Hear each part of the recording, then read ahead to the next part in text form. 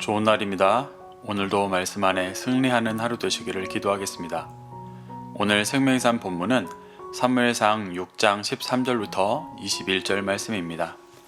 오늘 본문은 언약궤가 블레셋에서 이스라엘 영토인 벳세메스로 돌아와 일어나는 일들에 대해 설명하고 있습니다. 이 구절들을 통해 하나님께서 무엇을 말씀하시는지 한 절 한 절 살펴보도록 하겠습니다. 13절입니다. 벳세메스 사람들이 골짜기에서 밀을 베다가 눈을 들어 궤를 보고 그 본 것을 기뻐하더니, 벳세메스 사람들이 골짜기에서 밀을 베다가 소가 궤를 끌고 오는 것을 보고 기뻐했습니다. 벳세메스라는 이름은 도시를 뜻하는 히브리어 벳과 태양을 뜻하는 쉐메쉬가 합쳐진 단어로 태양의 집이라는 뜻입니다. 태양은 빛을 발하는데 빛은 성경에서 말씀, 진리를 뜻합니다. 그리고 송아지를 뒤로 하고도 좌우로 치우치지 않고 벳세메스를 향해 언약궤를 끌고 제물이 되기 위해 온 소는 십자가를 지신 예수님을 상징합니다. 그래서 소가 언약궤를 끌고 벳세메스로 온 것은 십자가를 지고 하나님의 진리를 향해 돌아오셨던 예수 그리스도의 모습을 보여줍니다. 하나님은 이렇게 언약궤가 블레셋에 있는 동안 블레셋과 같은 중심으로 살아가는 이스라엘을 비추셨고, 또 언약궤가 돌아오는 과정을 통해 이스라엘에게 다시 제사장 나라로서 구원의 길을 갈 수 있도록 본을 보여주고 계십니다. 또 언약궤가 돌아온 시기가 중요합니다. 밀을 벤다는 구절이 있는데, 이스라엘에서 밀을 추수하는 시기가 이스라엘 절기로 77절 오순절 때입니다. 이때는 신약에서 성령의 역사가 임하고 많은 영혼들이 추수되던 때였습니다. 이때 언약궤가 돌아온다는 것은 영적인 어둠에 깊이 있던 이스라엘의 사사시대가 끝나고 사무엘의 시대가 시작되며 많은 영혼들이 다시 제사장 나라의 백성으로 추수되어지는 일이 시작되게 될 것을 보여주시는 것입니다. 이렇게 하나님의 뜻을 따라 돌아온 궤를 보고 벳세메스 사람들은 기뻐했습니다. 그런데 이후에 일어나는 사건들을 보면 이들이 기뻐한 이유가 하나님께서 언약궤의 이동을 통해 말씀하셨던 의도를 듣고 깨달아서라기보다 그저 국가의 상징인 언약궤가 블레셋의 신을 이기고 돌아온 것을 기뻐하는 차원이라는 것을 알 수 있습니다. 14절부터 15절입니다. 수레가 벳세메스 사람 여호수아의 밭 큰 돌 있는 곳에 이르러 선지라.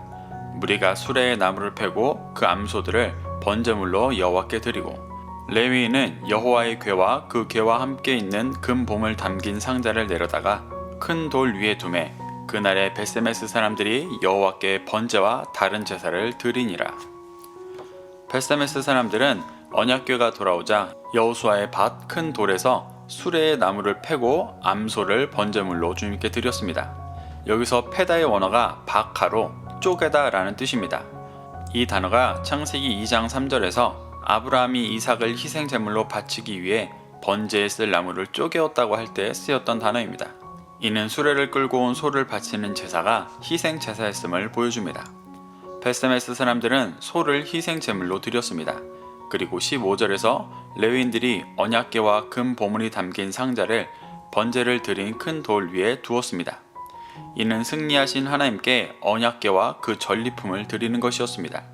그리고 여호와께 번제와 다른 제사들을 드리며 언약궤를 빼앗겼던 자신들의 죄를 회개하고 다시 하나님과 화목해 되기를 구했습니다. 16절에서 18절입니다. 블레셋 5방백이 이것을 보고 그 날에 에그론으로 돌아갔더라.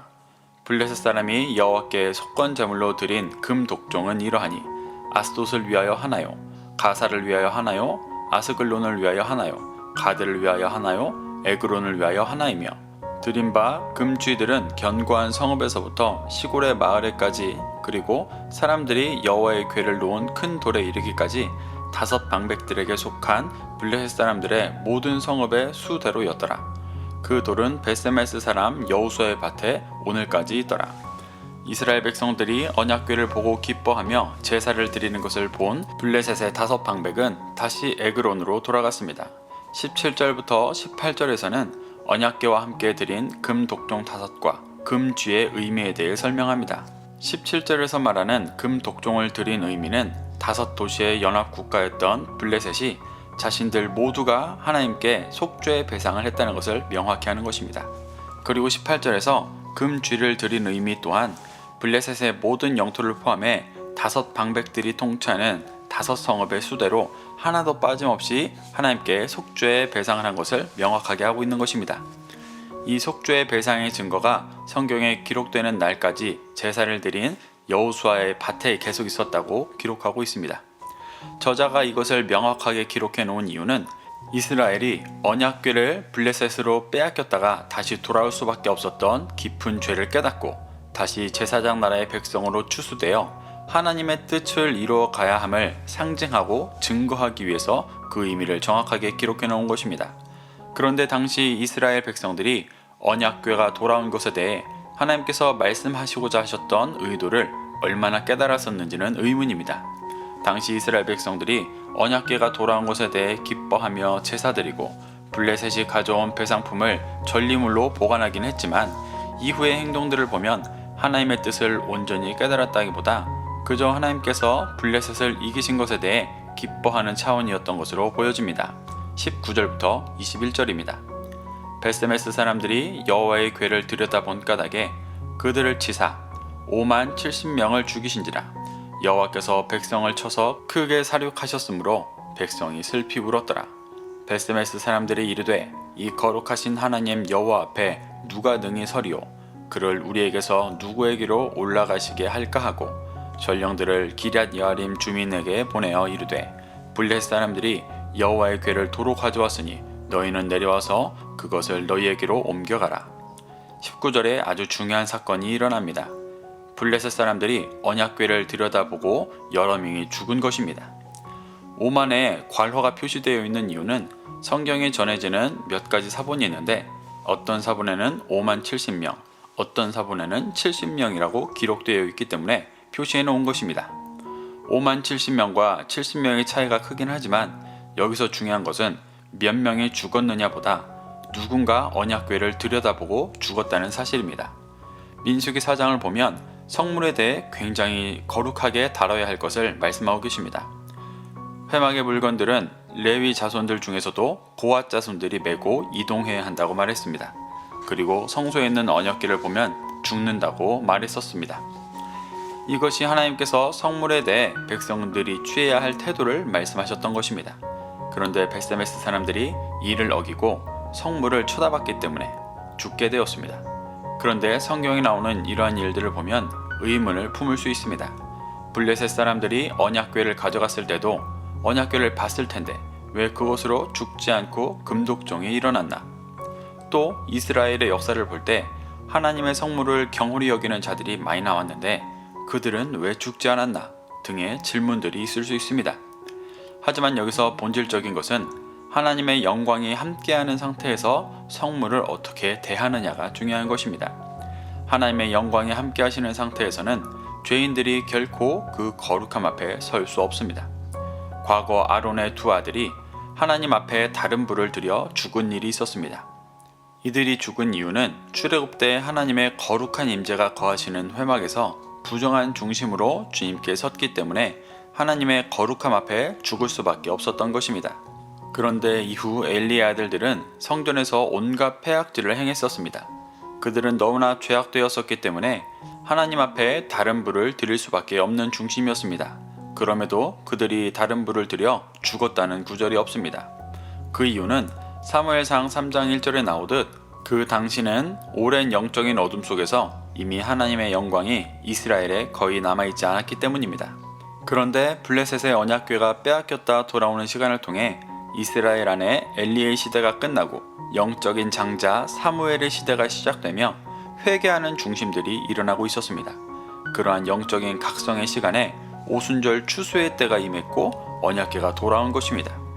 성령님의 강력한 임재가 임하는 오순절에 하나님의 임재가 이스라엘에 함께하기 시작하셨기 때문에 그때 베스메스 사람들이 하나님의 말씀하신 것을 어기고 언약궤를 보며 과거 육신의 일을 다시 행했기 때문에 죽게 된 것이었습니다. 20절과 21절을 보며 안타까운 것은 회개했음에도 아직 육신의 것을 온전히 깨뜨리지 못하고 여전히 자기 소견에 옳은 대로 행하던 베스메스 사람들이 하나님의 심판을 경험한 후 취한 행동이 블레셋 사람들이 언약궤를 대했던 태도와 비슷한 행동을 했다는 것입니다.